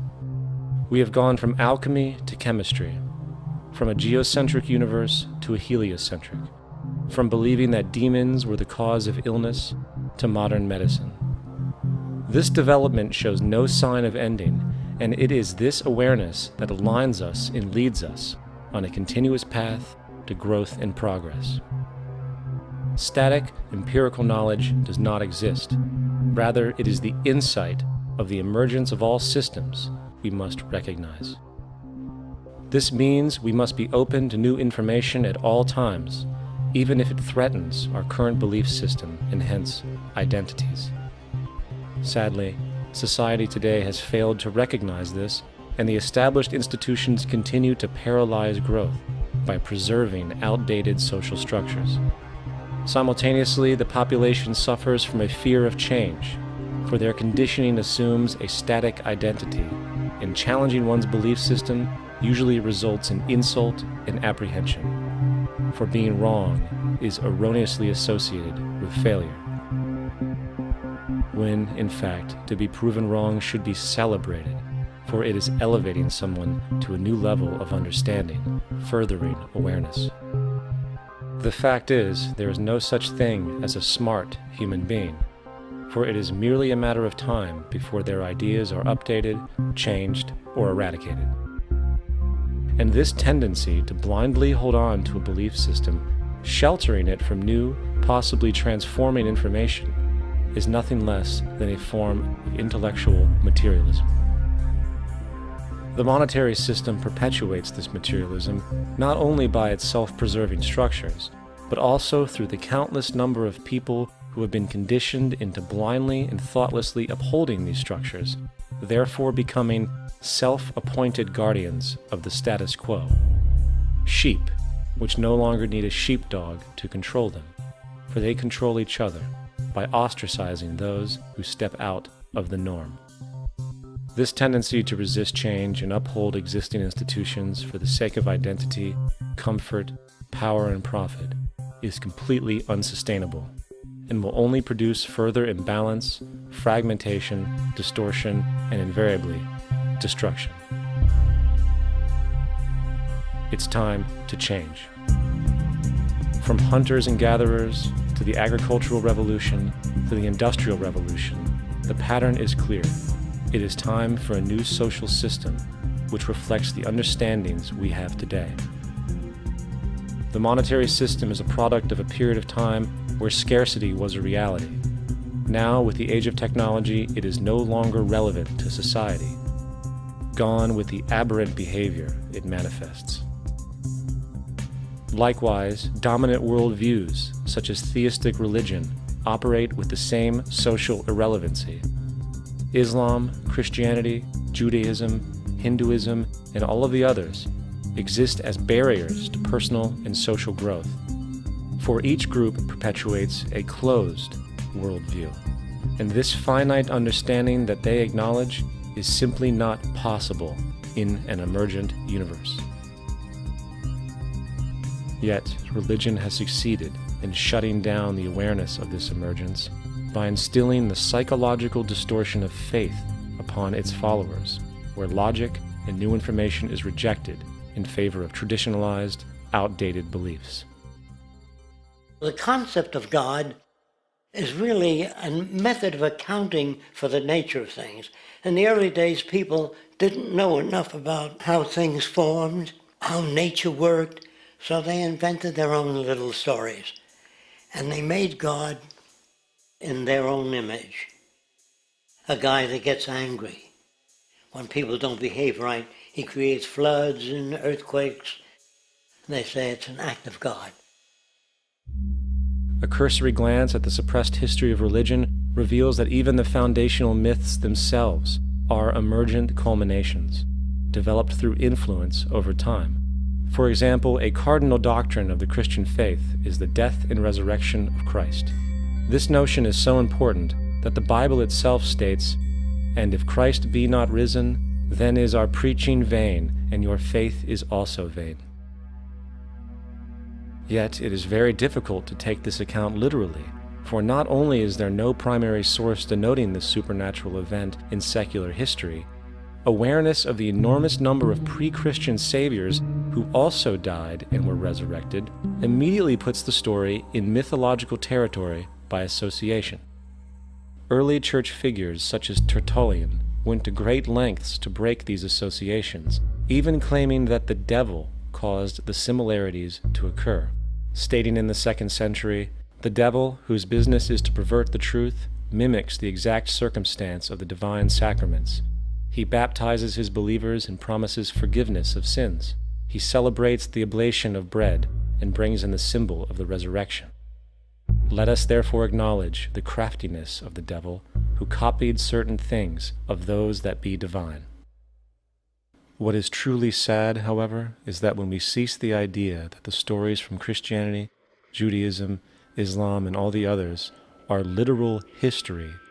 and accept them for what they really are, which are purely allegorical expressions derived from many faiths, we see that all religions share a common thread, and it is this unifying imperative that needs to be recognized and appreciated. Religious belief has caused more fragmentation and conflict than any other ideology. Christianity alone has 34,000 different subgroups. The Bible is subject to interpretation. When you read it, you say, I think Jesus meant this. I think Job meant that. Oh no, he meant this. So you have the Lutheran, the Seventh-day Adventist, the Catholic, and a church divided is no church at all. And a church divided is no church at all. And this point on division, which is a trademark of all theistic religions, brings us to our second failure of awareness, the false assumption of separation through the rejection of the symbiotic relationship of life. Apart from the understanding that all natural systems are emergent, where all notions of reality will be constantly developed, altered, and even eradicated, we must also understand that all systems are, in fact, invented fragments, merely for the sake of conversation. For there is no such thing as independence in nature. The whole of nature is a unified system of interdependent variables, each a cause and a reaction, existing only as a concentrated whole. You don't see the plug connected to the environment, so it looks like we're free, wandering around. Take the oxygen away, we all die immediately. Take plant life away, we die. And without the sun, all the plants die. So we are connected. We really must take into account the totality. This isn't just a human experience on this planet. This is a total experience. And we know we can't survive without plants and animals. We know we can't survive without the four elements, you know. And so when are we going to really start taking that into account? That's what it is to be successful. Success depends on how well we relate to everything around us. I'm very aware of the fact that my grandson cannot possibly hope to inherit a sustainable, peaceful, stable, socially just world unless every child today growing up in Ethiopia, in Indonesia, in Bolivia, in Palestine, in Israel also has that same expectation. You got to take care of the whole community or you're going to have serious problems. And now we have to see that the whole world is the community and we must all take care of each other that way. And it's not just a community of human beings. It's a community of plants and animals and elements. And we really need to understand that. That's what's going to bring us joy, too, and pleasure. That's what's missing in our lives right now. We can call it spirituality, but the fact of the matter is, joy comes from that bliss of connectedness. That's our God spirit. That's that side of ourselves that really feels it. And you can feel it deep inside you. It's this amazing, wonderful feeling. And you know it when you get it. You don't get it from money. You get it from connection. Now, if that isn't a hazard to this country, how are we going to keep building nuclear weapons? You know what I mean? What's going to happen to the arms industry when we realize we're all one? It's going to fuck up the economy.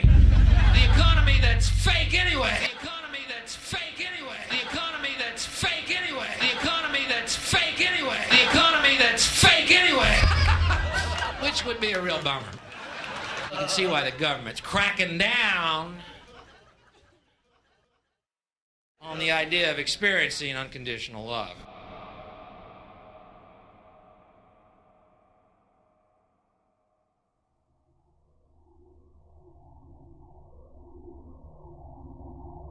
Once we understand that the integrity of our personal existences are completely dependent on the integrity of everything else in our world, we have truly understood the meaning of unconditional love. For love is extensionality, and seeing everything as you and you as everything can have no conditionalities. For, in fact, we are all everything at once.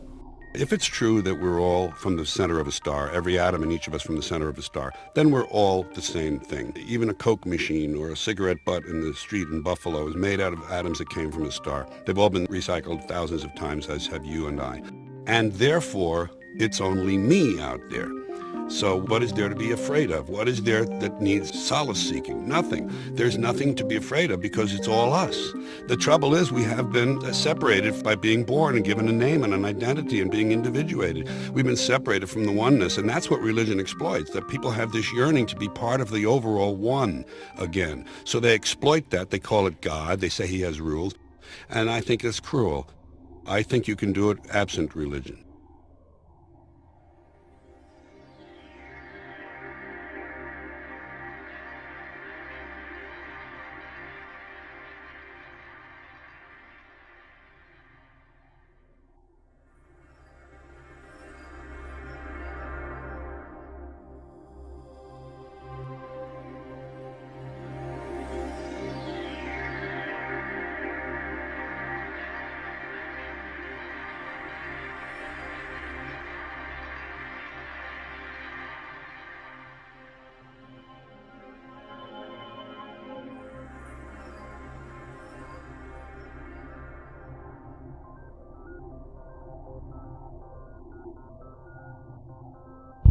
It's time to claim the unity our outmoded social systems have broken apart, and work together to create a sustainable global society where everyone is taken care of and everyone is truly free.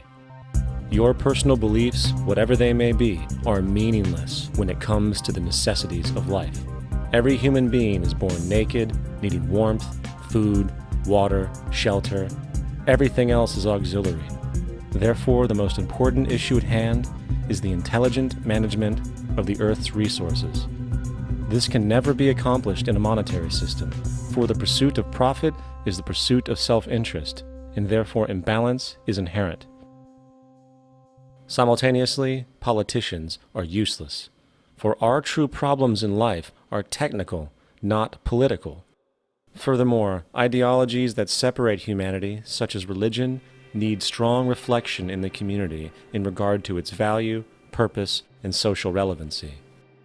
Hopefully, through time, religion will lose its materialism and basis in superstition and move into the useful field of philosophy.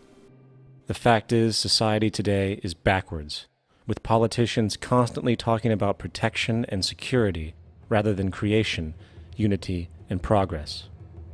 The U.S. alone now spends about $500 billion annually on defense. That is enough to send every high school senior in America to a 4-year college. In the 1940s, the Manhattan Project produced the first true weapon of mass destruction. This program employed 130,000 people at an extreme financial cost.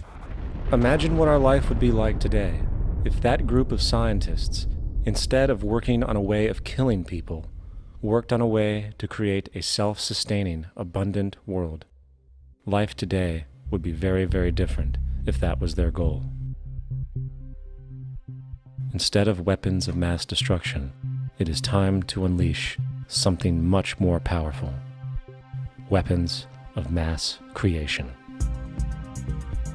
Our true divinity is in our ability to create, and armed with the understanding of the symbiotic connections of life, while being guided by the emergent nature of reality, there is nothing we cannot do or accomplish. Of course, we face strong barriers in the form of established power structures that refuse to change. At the heart of these structures is the monetary system. As explained earlier, the fractional reserve policy is a form of slavery through debt, where it is literally impossible for society to be free. In turn, free market capitalism in the form of free trade uses debt to imprison the world and manipulate countries into subservience to a handful of large business and political powers. Apart from these obvious amoralities, the system itself is based on competition, which immediately destroys the possibility of large-scale collaborations for the common good, hence paralyzing any attempt at true global sustainability. These financial and corporate structures are now obsolete, and they must be outgrown. Of course, we cannot be naive enough to think that the business and financial elite are going to subscribe to this idea, for they will lose power and control. Therefore, peaceful yet highly strategic action must be taken. The most powerful course of action is simple. We have to alter our behavior to force the power structure to the will of the people. We must stop supporting the system. The only way the establishment will change is by our refusal to participate, while continuously acknowledging its endless flaws and corruptions. They're not going to give up the monetary system because of our designs of what we recommend. The system has to fail, and people have to lose confidence in their elected leaders. That will be a major turning point if the Venus Project is offered as a possible alternative. If not, I fear the consequences. The trends now indicate that our country is going bankrupt. The probability is our country will move toward a military dictatorship to prevent riots and complete social breakdown. Once the U.S. breaks down, all the other cultures will undergo similar things. As of now, the world financial system is on the brink of collapse due to its own shortcomings. The Comptroller of Currency stated in 2003 that the interest on the U.S. national debt will not be affordable in less than 10 years. This theoretically means total bankruptcy for the U.S. economy, and its implications for the world are immense. In turn, the fractional reserve-based monetary system is reaching its theoretical limits of expansion, and the banking failures you are seeing are just the beginning. This is why inflation is skyrocketing, all debt is at record levels, and the government and Fed are hemorrhaging new money to bail out the corrupt system. For the only way to keep the banks going is by making more money. The only way to make more money is to create more debt and inflation. It is simply a matter of time before the tables turn, and there is no one willing to take new loans, while defaults grow, as people are unable to afford their current loans. Then the expansion of money will stop, and contraction will begin on a scale never before seen, ending a century-long pyramid scheme. This has already begun. Therefore, we need to expose this financial failure for what it is, using this weakness to our advantage. Here are some suggestions. Expose the banking fraud. Citibank, JP Morgan Chase, and Bank of America are the most powerful controllers within the corrupt Federal Reserve System. It's time to boycott these institutions. If you have a bank account or a credit card with any of them, move your money to another bank. If you have a mortgage, refinance with another bank. If you own their stock, sell it. If you work for them, quit. This gesture will express contempt for the true powers behind the private banking cartel known as the Federal Reserve, and create awareness about the fraud of the banking system itself. 2. Turn off the TV news. Visit the emerging independent news agencies on the internet for your information. CNN, NBC, ABC, Fox, and all the others present all news pre-filtered to maintain the status quo. With 4 corporations owning all major media outlets, objective information is impossible. This is the true beauty of the internet, and the establishment has been losing control because of this free flow of information. We must protect the internet at all times, as it is truly our savior right now. 3.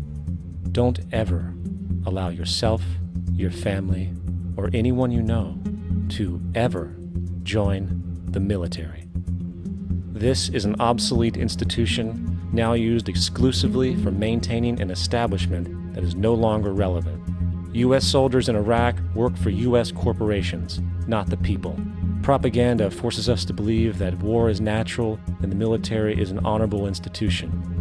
Well, if war is natural, why are there 18 suicides every single day by American veterans who have post-traumatic stress disorder? If our military men and women are so honored, why is it that 25% of the American homeless population are veterans? 4. Stop supporting the energy companies. If you live in a detached house, get off the grid.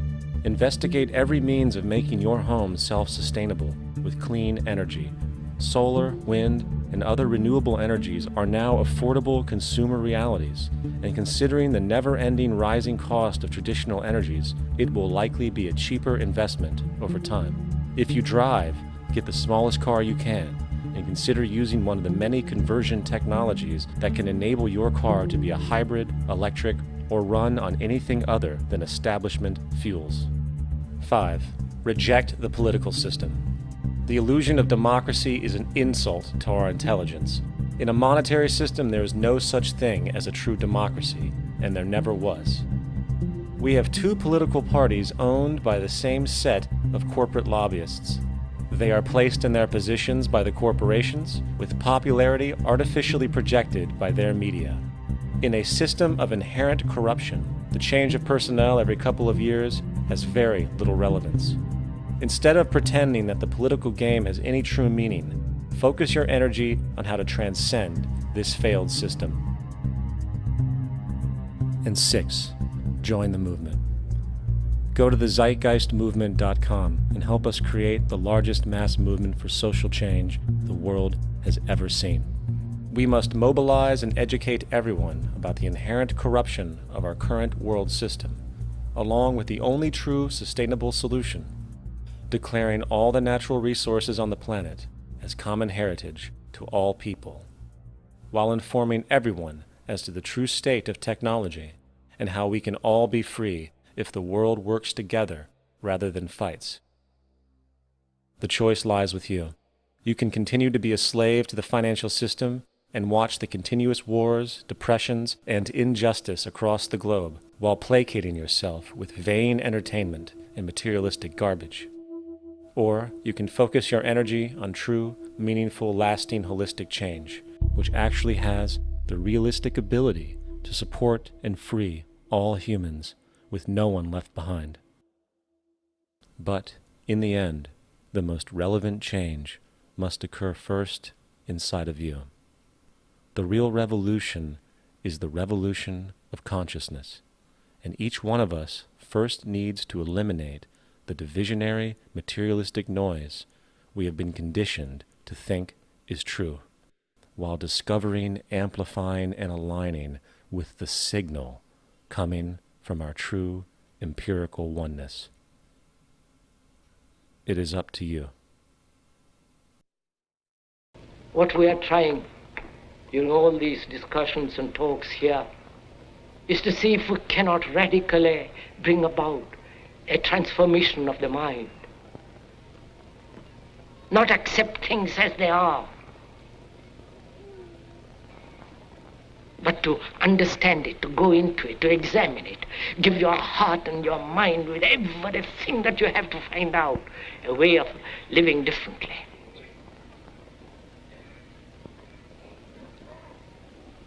But that depends on you and not somebody else. Because in this there is no teacher, no pupil, there is no leader, there is no guru, there is no master, no savior. You yourself are the teacher and the pupil, you are the master, you are the guru, you are the leader. You are everything. And to understand is to transform what is.